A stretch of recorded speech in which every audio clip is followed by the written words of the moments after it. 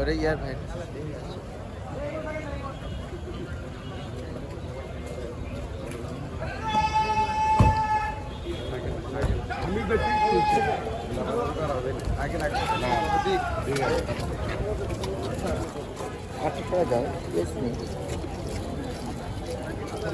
Thank you sir.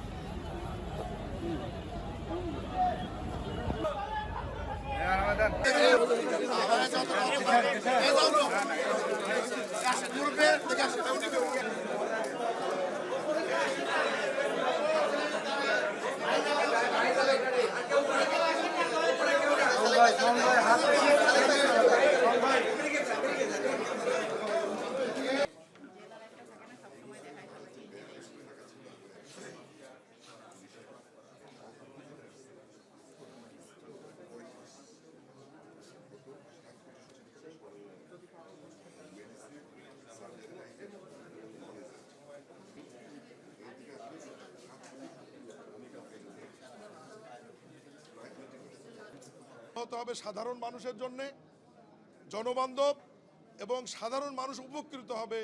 এর মধ্যে যেমন রয়েছে রাস্তাঘাট, ব্রিজ, কালভার্ট, ড্রেন, স্যানিটেশন, সুপেয় পানি সহ বর্জ্য ব্যবস্থাপনা, পৌরসভার যানজট, ফুটপাত থেকে শুরু করে মানে জনদুর্ভোগ কমবে। এর মধ্যে আইন শৃঙ্খলার বিষয় রয়েছে, যাতে এই যে বিভিন্ন ছোরা চাকু সহ বিভিন্ন বিষয় নিয়ে ইদানিং অনেক তৎপরতা লক্ষ্য করা যাচ্ছে, মাদকের বিষয় রয়েছে। সব বিষয় নিয়ে আমরা প্রথম মত বিনিময়ে সবাই সার্বিক কথা হয়েছে। তো সার্বিকভাবে বগুড়া যে অন্য জেলার চাইতে খুব একটা খারাপ অবস্থানে আছে আইন শৃঙ্খলা, এটা বলবো না, তবে আরও উন্নতি করার প্রয়োজন। সেই বিষয়ে প্রশাসনের সংশ্লিষ্ট বিভাগের কর্মকর্তারা সক্রিয় থাকবেন। আর উন্নয়নের বিষয়ে সরকারের বয়স কেবল 10 দিন, আমরা কাজ শুরু করেছি এবং আজকে আমরা বিভাগীয় প্রধানদেরকে অনুরোধ করেছি যে বগুড়ার 60টি আসনে আমাদের 12টি উপজেলা এবং 12টি পৌরসভার কোথায় কি প্রয়োজন এই বিষয়গুলো 7 দিনের মধ্যে জেলা প্রশাসক মহোদয়ের কাছে তারা প্রতিবেদন আকারে দিলে আমি জেলা প্রশাসক মহোদয়ের সাথে বসে সংশ্লিষ্ট মন্ত্রণালয়গুলোতে কথা বলে দ্রুততম সময়ের মধ্যে বগুড়ার এই উন্নয়ন বঞ্চিত বগুড়া জেলায় যাতে কাজগুলো শুরু হয় এ ব্যাপারে আমরা পদক্ষেপ নেব। আর সবচেয়ে বড় প্রকল্প যদি যেমন বিমানবন্দর, সিরাজগঞ্জ থেকে বগুড়া রেল সংযোগ, আমাদের বগুড়ার বিশ্ববিদ্যালয়, বগুড়ার সিটি কর্পোরেশন, এই বিষয়গুলো যাতে দ্রুত সময়ের মধ্যে বাস্তবায়ন হয় এ ব্যাপারে আমরা কথা বলেছি এবং আমাদের অগ্রগতি কত দূর আছে সেটা আমরা জানার চেষ্টা করেছি এবং ওই অগ্রগতি থেকে শেষ পর্যন্ত নিয়ে গেতে কি করার প্রয়োজন জেলা প্রশাসক মহোদয় আমাদেরকে সেটা বলেছে। আমরা এ বিষয়ে দ্রুত পদক্ষেপ নিয়ে যাতে এগুলো বাস্তবায়ন হয় আমরা এই বিষয়গুলো দেখবো ইনশাল্লাহ।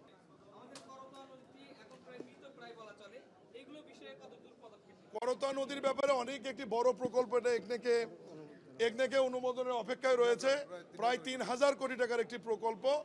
আমরা চেষ্টা করব যাতে দ্রুততম সময়ের মধ্যে একনেক থেকে এই প্রকল্পটি পাস হয়ে বাস্তবায়নের দিকে যায়।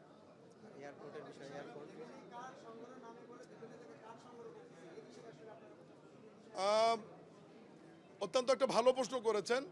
আজকে আমি জেলা প্রশাসনের মাধ্যমে আপনাদের মাধ্যমে সাধারণ মানুষকে একটা মেসেজ দিতে চাই যে বিএনপির যে নির্বাচনী যে কর্মকৌশল বা কর্মসূচিগুলো ছিল, ফ্যামিলি কার্ড, কৃষক কার্ড, মানুষের কর্মসংস্থান, খাল খনন, বৃক্ষরোপণ, ইমাম মসজিদ খাদেমদের যে সম্মানী প্রদান, এই বিষয়গুলো আমি সাধারণ মানুষকে অনুরোধ করব, বিশেষ করে বগুড়ার 50 লক্ষ মানুষকে অনুরোধ করব, আপনারা কোনো টাউট বাটপার দালালের খপ্পরে পড়বেন না।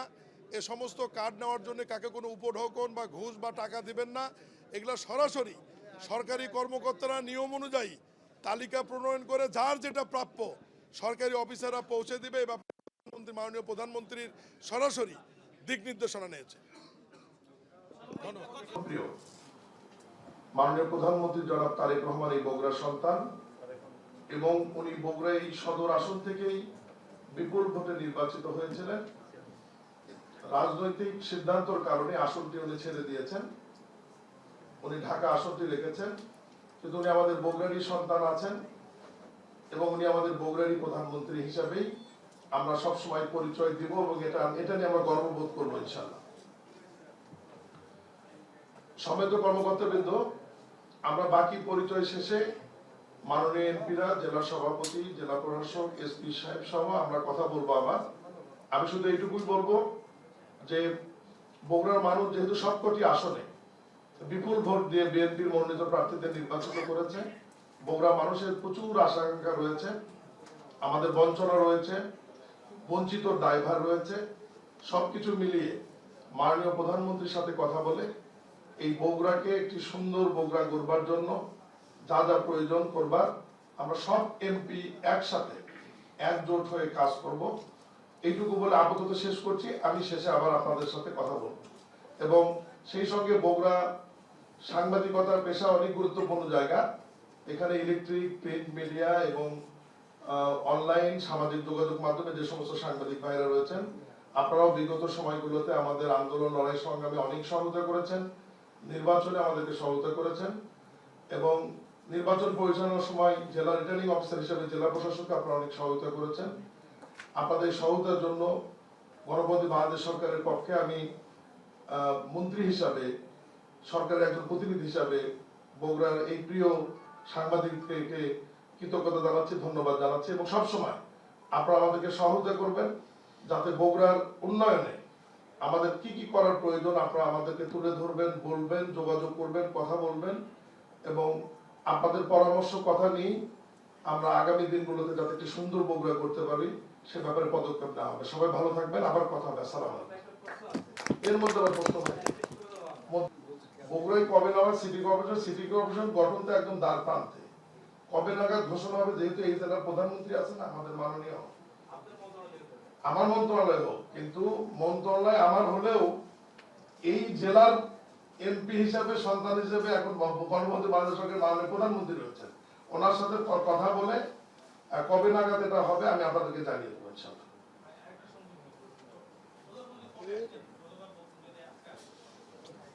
সম্ভাব্য একটি তারিখ হয়েছে ফ্যামিলি কার্ড বিতরণের জন্য 10ই মার্চ।